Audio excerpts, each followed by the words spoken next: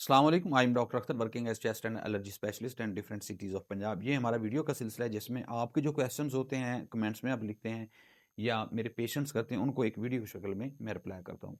एक क्वेश्चन ये अगला था, डॉक्टर साहब एक पेशेंट ने पूछा था कि मैं जब कुत्ते के पास जाता हूँ तो थोड़ी देर बाद मुझे खांसी आनी शुरू हो जाती है और साथ में सीने से सीटी की आवाज़ आती है।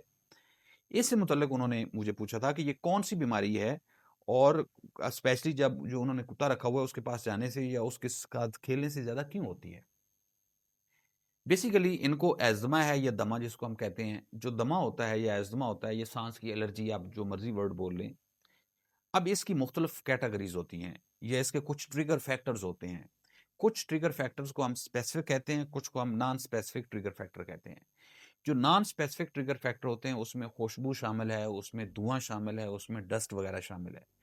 कुछ स्पेसिफिक ट्रिगर फैक्टर होते हैं जिसमें कुत्ता और बिल्ली इनके छोटे-छोटे जो बॉल गिरते हैं, इनकी जो स्किन ऊपर से उतर के वो गिरती है और वो हवा में शामिल हो जाती है, उसको हम स्पेसिफिक ट्रिगर फैक्टर कहते हैं।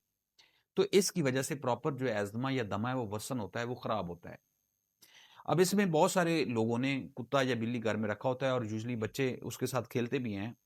तो इन लोगों में आम तौर पर एज़मा के अटैक बहुत ज़्यादा होते हैं रूटीन से अगर किसी को एज़मा हो। अब इसमें फैक्टर क्या है कि इनके जो छोटे-छोटे बाल हैं या इनका जो स्किन्स के ऊपर से वो फ्लैक्स वगैरह उतरते हैं, स्किन ऊपर से उतरती है क्योंकि रिप्लेस होती है, तो उस वजह से ख़ास किस्म की एलर्जी होती है। मुख्तलिफ स्टडीज़ में, रिसर्च में ये देखा गया है कि अगर किसी के घर से कुत्ता निकाल भी दिया जाए, तो कम से कम 6 माह तक उसके ये जो रिमेनिंग्स हैं उसकी स्किन की, वो रहती हैं और जिसको एज़मा है उसको ये प्रॉब्लम करती रहती हैं। अब अगला इसमें सवाल ये पैदा होता है कि अगर किसी के पास है तो उसका क्या हल कर सकता है? उसमें पहला काम तो ये है कि आप कुत्ते को घर से निकाल दें। अगर आपको एज़मा है, साँस के अटैक आते हैं, साँस का मसला होता है, घुटन होती है या कुछ लोगों को नाक की एलर्जी होती है, छींकें वगैरह, गले में खराश, तो बेहतर है कि आप कुत्ते को निकाल दें।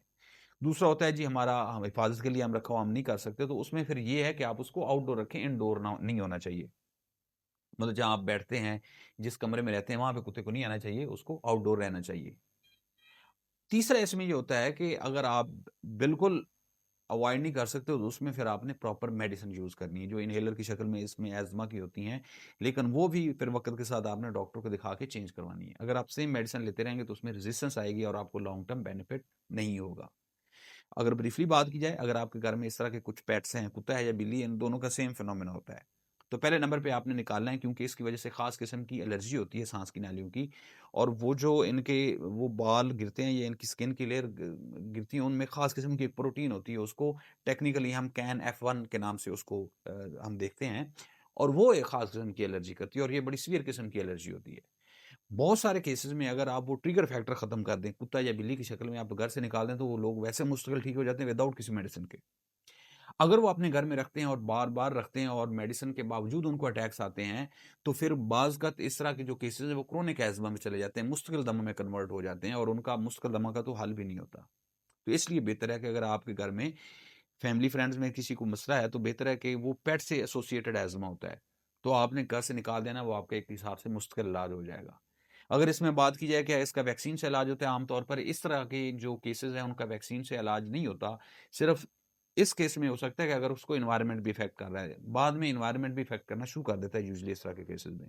लेकिन अगर आप इब्तदाई तौर पे उसको निकाल देंगे तो आपका एक मुश्किल इलाज हो जाएगा। अगर आपका भी कोई क्वेश्चन हो मोस्ट वेलकम आप नीचे कमेंट्स में लिखो, मैं इंशाल्लाह वीडियो की शक्ल में रिप्लाई करूँगा।